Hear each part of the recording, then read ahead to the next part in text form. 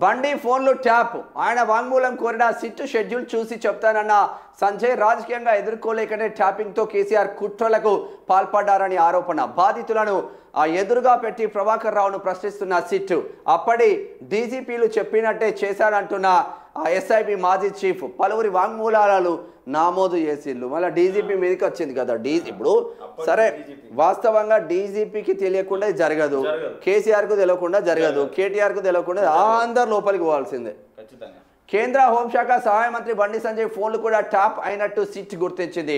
దీనితో ఆయన వాంగ్మూలం తీసుకునేందుకు సిట్ అధికారులు సిద్ధమయ్యారు. దీనిపై శుక్రవారం రాత్రి బండి సంజయ్కి ఫోన్ చేశారు. 1-2 రోజుల్లో నోటీసులు ఇస్తామని, వాటికి సంబంధించిన సమాధానం ఇవ్వాలని కోరారు. దీనిపై స్పందించిన బండి సంజయ్ నోటీసులు అందిన తర్వాత తన షెడ్యూల్ చూసుకొని చెప్తామని చెప్పిండు.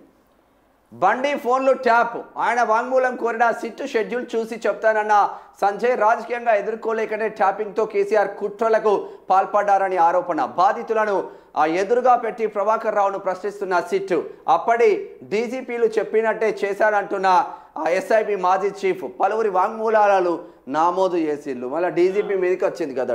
ఇప్పుడు సరే వాస్తవంగా డీజీపీకి తెలియకుండా జరగదు, కేసీఆర్కు తెలియకుండా జరగదు, కేటీఆర్కు తెలియకుండా అందరు లోపలికి పోవాల్సిందే.